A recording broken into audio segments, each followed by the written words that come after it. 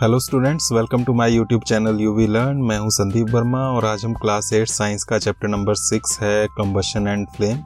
इसकी एक्सरसाइज के question answers करेंगे।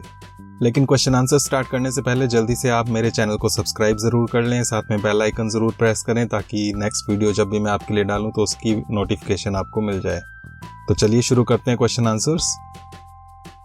यहाँ फर्स्ट क्वेश्चन है, list conditions under which combustion can take place. Combustion का मतलब होता है जलना, तो कंबशन के लिए कौन कौन सी कंडीशंस हैं जो फेवरेबल हैं जिसकी वजह से कंबशन होता है वो आपको बताना है। तो आंसर बनेगा conditions for combustion, first fuel, second heat and third oxygen. तो ये तीन कंडीशंस हैं, ये तीनों चीज़ें चाहिए तभी कंबशन होता है। Fuel, heat, oxygen. फ्यूल जिसको आपने जलाना है, हीट टेम्परेचर गर्मी जिसकी वजह से ये जलेगा, और साथ में जलने के लिए हेल्पफुल है गैस ऑक्सीजन। ऑक्सीजन ना हो तब भी कंबशन नहीं होता है। तो ये तीन कंडीशंस आ गई यहाँ पर। सेकंड क्वेश्चन है, फिल इन द ब्लैंक्स। इसमें आपको ब्लैंक्स फिल करने हैं। इसमें फर्स्ट पार्ट है, burning of wood and coal causes dash of air. तो वुड और कोल को जलाने से एयर में क्या होता है, वो है पॉल्यूशन। तो पॉल्यूशन ऑफ एयर होता है, एयर पॉल्यूट हो जाती है, उससे प्रदूषित हो जाती है, गंदी हो जाती है, क्योंकि इससे हार्मफुल गैसेज निकलती हैं। B part, a liquid fuel used in homes is dash. तो घरों में कौन सा लिक्विड फ्यूल यूज होता है वो आपको बताना है। तो इसका आंसर हो सकता है केरोसिन। मिट्टी का तेल जो होता है वो हम यूज करते हैं, लिक्विड फॉर्म में होता है। C, fuel must be heated to its dash before it starts burning. तो बर्निंग से पहले फ्यूल को हमें गर्म करना पड़ता है, हीटअप करना पड़ता है। कहाँ तक? उस टेम्परेचर को क्या कहते हैं? उसे कहते हैं इग्निशन टेम्परेचर। तो यहाँ पर इग्निशन टेम्परेचर आएगा। हमें कोई भी फ्यूल जब हमें बर्न करना, उसको जलाना हो, तो उसको गर्म करना पड़ता है उसके इग्निशन टेम्परेचर तक। जब उतना टेम्परेचर मिल जाए कि वो जलने के लायक हो जाए, तब उसके बाद ही वो जलना स्टार्ट होता है। तो वो टेम्परेचर है इग्निशन टेम्परेचर। डी है, fire produced by oil can not be controlled by dash. तो ऑयल से जो फायर लगती है, आग लगती है, उसको हम किससे कंट्रोल नहीं कर सकते? वाटर से। तो नॉर्मली हम आग बुझाने के लिए पानी का इस्तेमाल करते हैं, लेकिन अगर पेट्रोल, डीजल, इस तरह के किसी ऑयल से फायर लगती है, आग लगती है, तो उसको हम पानी से नहीं बुझा सकते। क्यों नहीं बुझा सकते? क्योंकि ऑयल जो है वो वाटर से लाइटर होता है, हल्का होता है। तो अगर आप पानी डालोगे तो ऑयल ऊपर आ जाएगा और फिर से जलना स्टार्ट हो जाएगा। तो इसलिए वाटर से हम उसको एक्सटिंग्विश नहीं कर सकते, बुझा नहीं सकते। इसके बाद थर्ड क्वेश्चन है, explain how the use of CNG in automobiles has reduced pollution in our cities. तो ये पिछले चैप्टर में भी क्वेश्चन आया था सीएनजी के बारे में, आप जानते होंगे, कोल एंड पेट्रोलियम में। तो उसी तरह का यहाँ क्वेश्चन है, सीएनजी के यूज से हमारी सिटीज में पॉल्यूशन किस तरह से कम हो रहा है वो आपको बताना है। तो इसका आंसर आप इस तरह से दे सकते हैं, CNG produces the harmful products in very small amounts. तो सीएनजी जो कंप्रेस्ड नेचुरल गैस होती है, उससे हार्मफुल प्रोडक्ट्स नहीं निकलते, कोई जहरीली गैसें नहीं निकलती हैं, जिस वजह से पॉल्यूशन नहीं होता। It is a cleaner fuel. So the use of diesel and petrol as fuels in automobiles is being replaced by CNG. तो इसलिए पेट्रोल और डीजल की जगह ऑटोमोबाइल्स में, गाड़ियों में हम CNG का यूज़ कर रहे हैं आजकल। That is how the use of CNG in automobiles has reduced pollution in our cities. Last line पूरी की पूरी क्वेश्चन में से that is how लिखना है आपने, और उसके बाद पूरा क्वेश्चन में से आप दे सकते हैं। तो इस वजह से सीएनजी का यूज करने से पॉल्यूशन कम हो रहा है। फोर्थ क्वेश्चन है, compare LPG and wood as fuels. तो दोनों फ्यूल्स हैं, एलपीजी लिक्विफाइड पेट्रोलियम गैस जो हम घरों में गैस यूज करते हैं, और वुड लकड़ी। तो दोनों फ्यूल्स में क्या डिफरेंस है वो आपने यहाँ कंपैरिजन करना है। तो इस तरह से आप आंसर देंगे। इसके लिए आप टेबल बनाएंगे, एक कॉलम में आप एलपीजी देंगे, दूसरी साइड वुड। तो किस तरह से कंपैरिजन करेंगे? फर्स्ट आ गया, it is a gaseous fuel, LPG liquefied petroleum gas. तो ये गैस है, गैसियस फ्यूल है। और वुड में आप देंगे it is a solid fuel, ये सॉलिड स्टेट में होता है। Second, it has more calorific value 55,000 kilo joule per kilogram. Calorific value का मीनिंग होता है 1 किलोग्राम अगर हम फ्यूल जलाएं तो उससे कितनी हीट निकल रही है। तो एलपीजी को जलाने से, एलपीजी को अगर 1 किलोग्राम जलाएं तो उससे 55,000 किलो जूल जो है आपकी हीट निकलती है। लेकिन वुड से it has less calorific value 17,000 to 22,000 kilo joule per kilogram. तो इससे कम हीट निकलती है, 17,000 से 22,000 के बीच की। तो इस तरह से हमारा कंपैरिजन हो रहा है यहाँ पर कि एलपीजी में बहुत ज़्यादा हीट निकलती है, वुड में कम निकलती है। Third, it does not cause pollution on combustion. तो एलपीजी को जब आप जलाते हैं, गैस जब यूज़ करते हैं, तो उससे कोई हार्मफुल गैसेस नहीं निकलती, इस वजह से पॉल्यूशन नहीं होता है। और वुड से it causes pollution on combustion, तो इसके कंबशन से हार्मफुल गैसेस निकलती हैं जिससे पॉल्यूशन होता है। And fourth, it can be easily transported as it is stored in cylinders. तो एलपीजी को हम सिलेंडर्स में स्टोर करते हैं और इसलिए इनका ट्रांसपोर्टेशन ईजी है, एक जगह से दूसरी जगह ले जाना इनको ईजी रहता है। Wood, its transportation is difficult as it needs more space to store. Wood को स्टोर करने के लिए ज़्यादा स्पेस चाहिए, इसलिए इसका ट्रांसपोर्टेशन जो है वो मुश्किल होता है। तो इस तरह से आपने ये कंपैरिजन देना है। फिफ्थ क्वेश्चन है गिव रीजंस। इसमें अलग अलग पार्ट्स हैं, आपको रीजंस बताने हैं इसके। तो फर्स्ट में है water is not used to control fires involving electrical equipment. तो विद्युत उपकरणों यानी कि बिजली के सामान की वजह से कहीं आग लग जाए तो उसको पानी से नहीं बुझाया जाता है। क्यों नहीं बुझाया जाता, वो रीज़न देना है।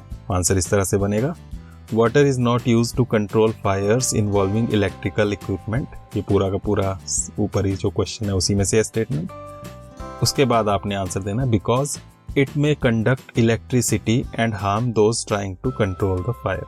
तो इलेक्ट्रिकल इक्विपमेंट्स की वजह से जो आग लगी है उसको आप पानी से बुझाने जाएंगे तो पानी में इलेक्ट्रिसिटी कंडक्ट हो सकती है, इलेक्ट्रिसिटी आ सकती है जिससे करंट लग सकता है। तो आग बुझाने वालों को करंट लग सकता है, इस वजह से उसको पानी से नहीं बुझाया जाता है। तो ये आप रीजन यहाँ पर दे सकते हैं। B, LPG is a better domestic fuel than wood. तो वुड और एलपीजी में हमने कंपैरिजन पीछे भी देखा, वहीं से आप इसका आंसर दे सकते हैं कि ये बेटर क्यों है एलपीजी। घर में आपने फ्यूल के फॉर्म में अगर जलाना है तो एलपीजी ज़्यादा अच्छा है या वुड ज़्यादा अच्छा है। तो आप जानते हैं एलपीजी ज़्यादा अच्छा है। क्यों ज़्यादा अच्छा है उसका आंसर यहाँ पर देना है। Would releases a lot of smoke and fumes causing pollution and respiratory diseases. तो लकड़ी जलाने से स्मोक निकलती है, फ्यूम्स निकलती हैं जिससे पॉल्यूशन होता है और साथ में हमें सांस की बीमारियां हो सकती हैं। LPG doesn't release smoke and other pollutants. LPG से ये नहीं निकलता है। It is a cleaner fuel, ये क्लीनर फ्यूल है, इससे पॉल्यूशन नहीं होता। It has more calorific value than wood, ये हम पीछे ही बात कर चुके हैं। So LPG is a better domestic fuel than wood. तो इस तरह से आपका ये आंसर बन जाएगा। नेक्स्ट पार्ट है इसका, paper by itself catches fire easily whereas a piece of paper wrapped around an aluminium pipe does not. तो पेपर, कागज को आप जलाएं तो आसानी से जल जाता है, वो फायर को आसानी से कैच कर लेता है। लेकिन अगर एल्यूमिनियम पाइप है, उसके ऊपर एक पेपर रैप किया हुआ है, रोल किया हुआ है, उसको जलाने लगे तो वो आसानी से नहीं जलता है। तो इसका क्या रीज़न है वो आपको देना है। तो आंसर इस तरह से बनेगा। देखने में ये आंसर लंबा लग रहा है लेकिन यहाँ पर भी ज़्यादातर लाइंस जो है क्वेश्चन में से ही हैं, तो इस वजह से ज़्यादा डरने की ज़रूरत नहीं है इसमें भी। Paper by itself catches fire easily, पूरा का पूरा ये फर्स्ट सेंटेंस क्वेश्चन में से ही आ गया। Because of its very low ignition temperature, बस इतना सा आंसर है यहाँ, because of its very low ignition temperature. तो पेपर जो है उसका इग्निशन टेम्परेचर बहुत कम है, मतलब उसको जलाने के लिए ज़्यादा हीट करने की ज़रूरत नहीं पड़ती उसको, तो इसलिए वो आसानी से आग पकड़ लेता है। But when a piece of paper wrapped around an aluminium pipe is heated, the heat is transferred to the pipe through conduction. इसमें भी फर्स्ट पार्ट जो आया ये, but when a piece of paper wrapped around an aluminium pipe is heated, तो इसमें भी ये पूरा का पूरा क्वेश्चन में से है। The heat is transferred to the pipe through conduction. तो जब हम उसको गर्म करते हैं, एल्यूमिनियम पाइप के चारों तरफ लिपटा हुआ जो कागज है उसको गर्म करें, तो वो हीट एल्यूमिनियम पाइप में चली जाती है। हमने modes of transfer of heat पढ़े हुए हैं पिछली क्लास में, तो वहीं पर कंडक्शन भी पढ़ा हुआ है। तो हीट जो है वो कंडक्शन की वजह से पाइप में चली जाती है। So the temperature does not reach its ignition temperature. तो इसलिए कागज को जलने के लिए जितना टेम्परेचर चाहिए उतना नहीं मिल पाता है। Therefore it does not catch fire easily. तो इस वजह से उसमें आसानी से आग नहीं लगती है। तो ये आपका यहाँ आंसर बनेगा। नेक्स्ट क्वेश्चन है, make a labelled diagram of a candle flame. तो कैंडल फ्लेम, मोमबत्ती की जो फ्लेम होती है, ज्वाला होती है, उसका आपको लेबल डायग्राम बनाना है। ये आपकी बुक में है, वहीं से आप दे सकते हैं। तो इसके लिए आपने कैंडल बनानी है, उसकी फ्लेम बनानी है और इसके सभी पार्ट्स को लेबल करना है। तो इसमें ये नीचे वैक्स कैंडल आ गई, उसके बाद सबसे अंदर का जो पार्ट है, inner most zone of the unburned wax papers, ये ब्लैक कलर का, अंदर से ब्लैक कलर होता है, जहाँ पर वैक्स पेपर्स जल नहीं रही हैं वो ब्लैक हो जाता है। और यही पार्ट जो है लीस्ट हॉट होता है, सबसे कम गर्म होता है, क्योंकि वहाँ पर कंबशन ना के बराबर हो रहा है। इसके बाद मिडल पार्ट आता है, ये middle zone of partial combustion, yellow colour का पार्ट जो होता है, और ये मॉडरेटली हॉट होता है, तो ये हल्का गर्म होता है। और उसके बाद आउटर मोस्ट सबसे बाहर वाला outer zone of complete combustion, यहाँ पर सबसे ज़्यादा कंबशन होता है क्योंकि ऑक्सीजन इजीली मिलती है। ये ब्लू कलर का होता है सबसे बाहर वाला पार्ट, तो ये हॉटेस्ट पार्ट होता है। यहाँ पर कंबशन कंप्लीट हो रहा है पूरी तरह से, वैक्स जो है जल रहा है, इस वजह से यहाँ पर सबसे ज़्यादा हीट जनरेट होती है। तो इस तरह से आपको ये लेबल्ड डायग्राम बनाना है। नेक्स्ट क्वेश्चन है name the unit in which the calorific value of a fuel is expressed. तो हमने कैलोरीफिक वैल्यू की बात पीछे भी की, उसको हम किलो जूल पर किलोग्राम में नापते हैं, वही आप यहाँ पर आंसर देंगे। The unit in which calorific value of a fuel is expressed is kilo joule per kilogram, KJ per KG. तो ये आंसर बनेगा किलो जूल पर किलोग्राम है, बाकी सारा क्वेश्चन में से ही है। इसमें आपने ध्यान ये देना है कि किलो में के स्मॉल होता है और जूल का जे कैपिटल होता है, किलोग्राम में के और जी स्मॉल होता है। तो किलो जूल पर किलोग्राम जब लिखना है आपने, small k capital J, oblique लगाकर small k small g, kilo joule per kilogram, ये कैलोरीफिक वैल्यू की यूनिट होती है। नेक्स्ट क्वेश्चन है explain how carbon dioxide is able to control fires. CO2 carbon dioxide को बोलते हैं हम। तो कार्बन डाइऑक्साइड का यूज कैसे हम करते हैं फायर्स को कंट्रोल करने के लिए, ये किस तरह से आग को बुझा देती है कार्बन डाइऑक्साइड गैस, वो आपको बताना है। तो आंसर इस तरह से बनेगा, carbon dioxide is heavier than oxygen. Carbon dioxide oxygen से भारी होती है, so it covers the fire like a blanket. Due to this the contact between the fuel and oxygen is cut off, hence the fire is controlled. तो carbon dioxide oxygen से भारी है, तो इसलिए जब कार्बन डाइऑक्साइड डाली जाती है आग के ऊपर तो वो आग को कवर कर लेती है जैसे ब्लैंकेट की तरह, कंबल की तरह। तो इसलिए ऑक्सीजन की सप्लाई रुक जाती है, ऑक्सीजन आग को नहीं मिल पाती, बीच में कार्बन डाइऑक्साइड की लेयर आ जाती है। तो इस वजह से आग पर काबू पाया जा सकता है, आग को कंट्रोल किया जा सकता है। नेक्स्ट क्वेश्चन है it is difficult to burn a heap of green leaves but dry leaves catch fire easily, explain. तो हरे पत्ते जो हैं उनका ढेर है, उसको जलाना मुश्किल होता है, लेकिन सूखे पत्तों को जलाना बहुत आसान होता है। क्यों आसान होता है वही आपको यहाँ एक्सप्लेन करना है। तो आंसर में फर्स्ट पार्ट में आप ग्रीन लीव्स की बात करेंगे। A heap of green leaves contains a lot of moisture in it, so its ignition temperature is high, therefore it is difficult to burn it. तो हरे पत्तों का जो ढेर है उसमें मॉइस्चर बहुत ज़्यादा होता है, क्योंकि पत्ते हरे हैं तो वो गीले होते हैं, उसमें मॉइस्चर है, पानी बहुत ज़्यादा होता है। सो its ignition temperature is high, तो इसलिए उसको जलाने के लिए बहुत ज़्यादा उसको गर्म करना पड़ता है। Therefore it is difficult to burn it, तो इसलिए उसको जलाना मुश्किल है। और second part, but dry leaves have no moisture content in them. तो ड्राई लीव्स में कोई मॉइस्चर नहीं होता, पानी नहीं होता, नमी नहीं होती। So their ignition temperature is low, तो इसलिए उनका इग्निशन टेम्परेचर काफ़ी लो होता है, बहुत कम गर्म करना पड़ता है। Therefore they catch fire easily, तो इस तरह से उसमें आग आसानी से लग जाती है।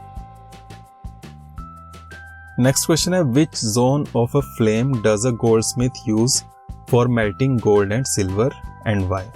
तो गोल्डस्मिथ जो होता है सुनार, सोने का गहने वगैरह जो बनाता है, तो वो गोल्ड और सिल्वर को पिघलाने के लिए, मेल्ट करने के लिए फ्लेम के किस जोन का, ज्वाला जो थी, मोमबत्ती की ज्वाला जो हमने देखी, उसकी किस जोन का, किस पार्ट का यूज करता है, वो आपको बताना है और क्यों वो भी बताना है।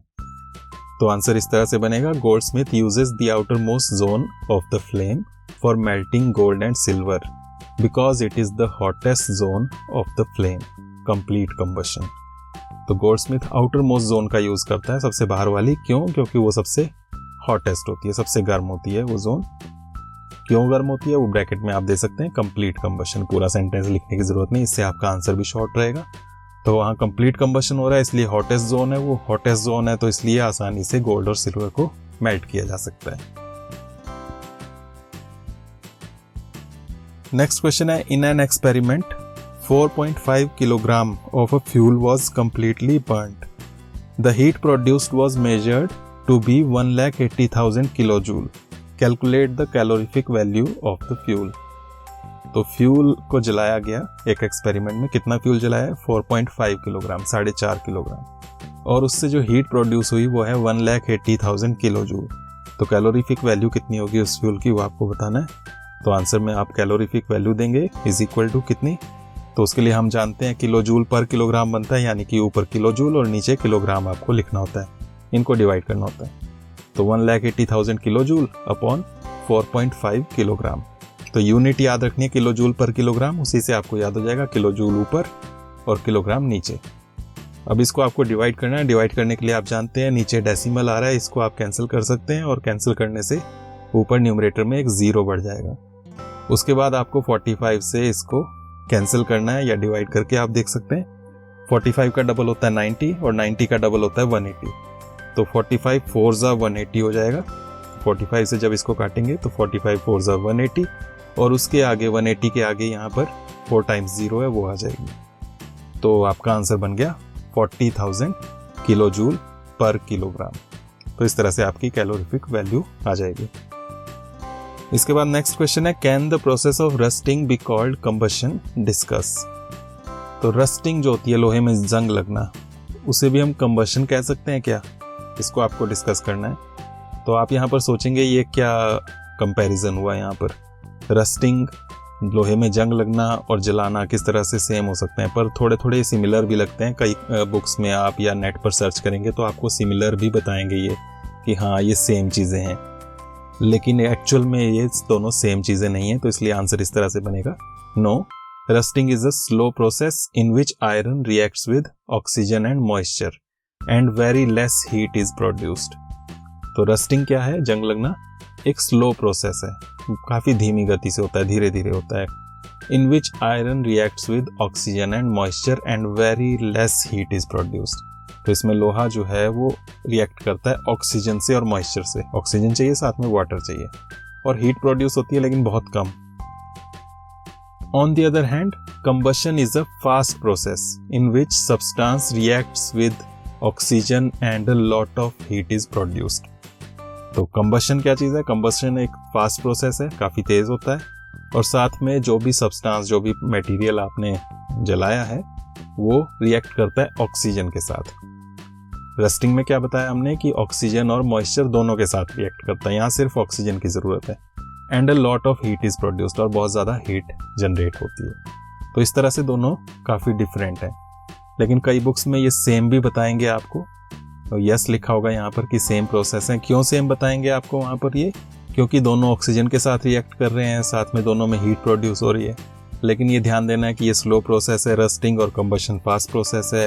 रस्टिंग के लिए ऑक्सीजन के साथ साथ मॉइस्चर यानी कि वाटर भी चाहिए, कंबशन में ऑक्सीजन चाहिए सिर्फ, मॉइस्चर नहीं चाहिए। तो इसलिए डिफरेंट है ये।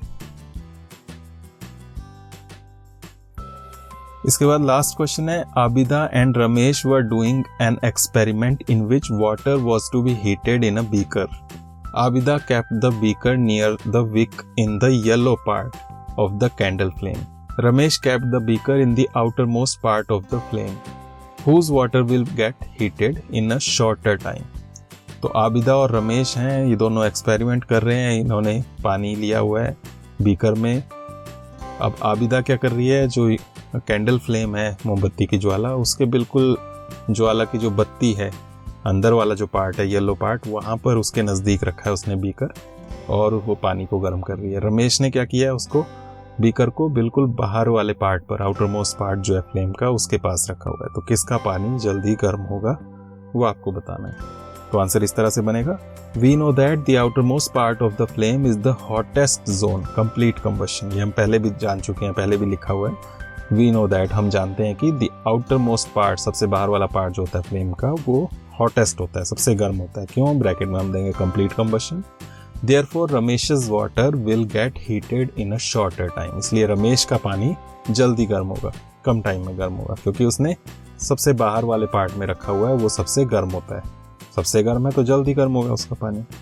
तो इस तरह से यहाँ पर ये क्वेश्चन आंसर्स खत्म होते हैं। मैंने कोशिश की है कि आपके आंसर्स बहुत शॉर्ट रहें, इनको आप इजीली लर्न कर सकते हैं, अच्छे से अंडरस्टैंड करें साथ में इनको, और नोट करें।